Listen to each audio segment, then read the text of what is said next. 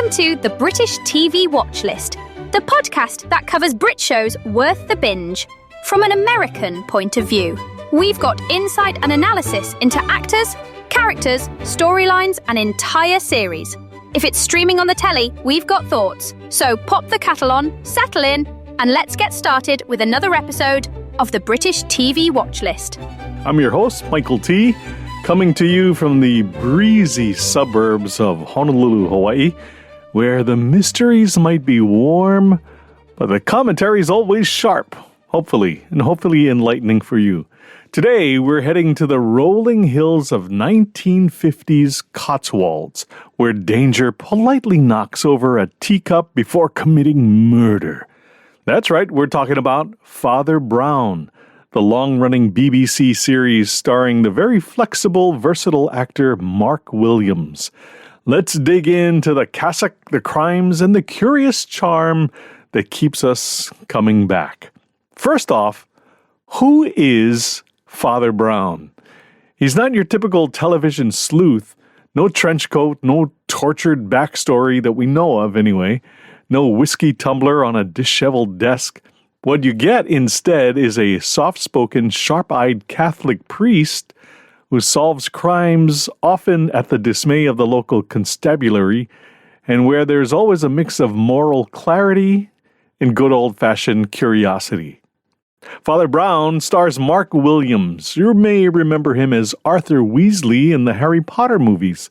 Williams gives Father Brown such a warm conviction that you almost forget he's knee-deep in blackmail and body counts in most episodes. The best part, Brown's not there to punish or dole out Hail Marys. He is there mostly to understand and, if possible, redeem. He doesn't carry a gun. He's a Catholic priest. He carries grace and occasionally a little mischief, maybe more than some would want. Now, a detective is only as interesting as the people orbiting him, and Season 1 of Father Brown has got a lively galaxy about it. You've got Mrs. McCarthy, the church secretary, who's always part moral compass, part busybody. There's Lady Felicia, the flamboyant aristocrat, who may or may not be bored with her marriage and definitely knows how to make an entrance. And then there's Inspector Valentine, the poor man stuck trying to do police work while Father Brown is gently bulldozing over his crime scenes. Their chemistry is what gives the show its rhythm, the comic relief, social friction, the occasional moment of tenderness. It's less of a murder mystery and more of a village you want to gossip with. How about the setting of Father Brown?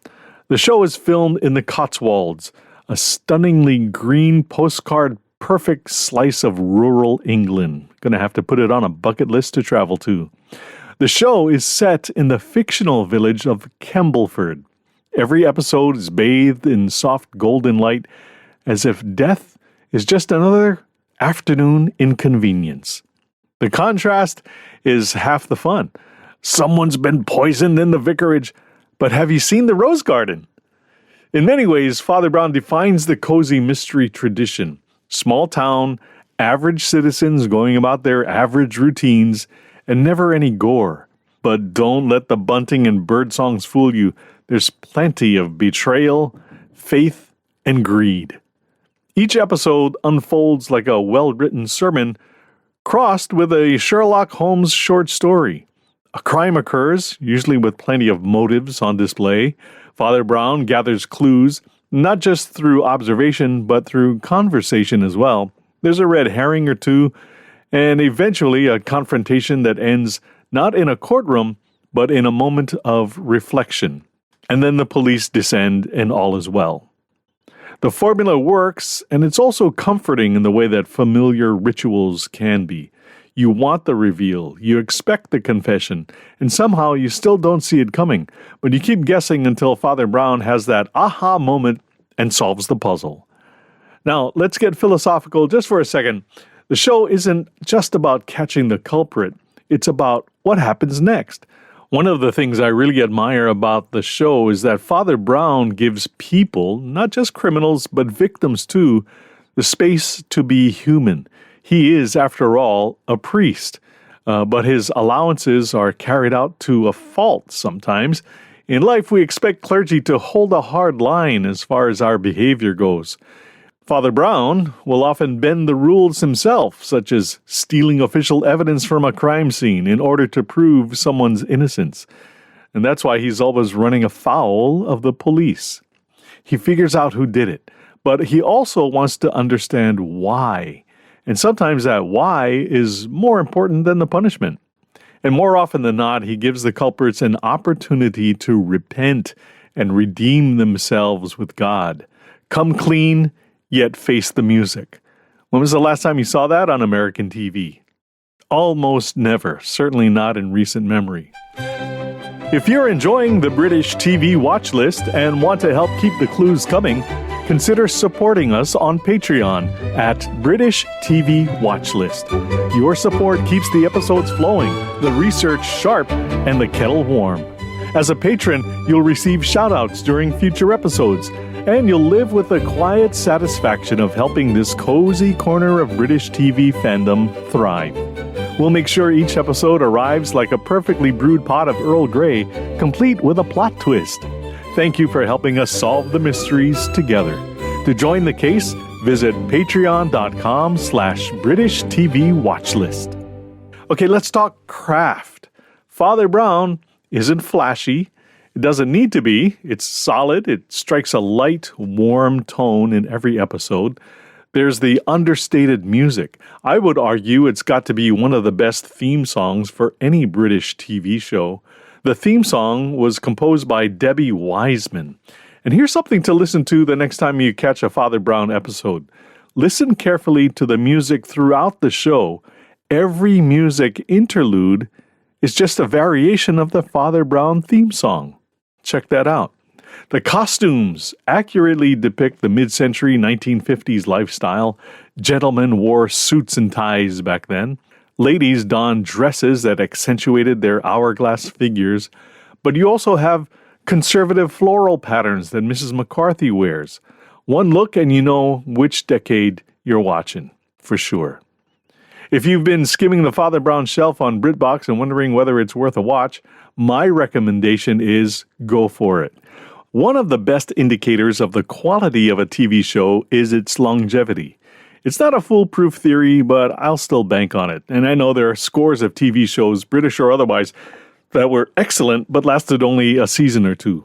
Father Brown has been solving mysteries in Kembleford since 2013. Now, the show has so many things going for it. It's got solid cases. It's solid from the start, really. Season 1, Episode 1 hits the ground running. The episode is called The Hammer of God. Now, my theory, I'm still working on this one, but my theory about TV shows is that Episode 1 is the worst of Season 1. Even though it's often the pilot episode where they're trying to put their best foot forward, Episode 1 of Father Brown is excellent, and it sets the tone and the bar for the rest of the series.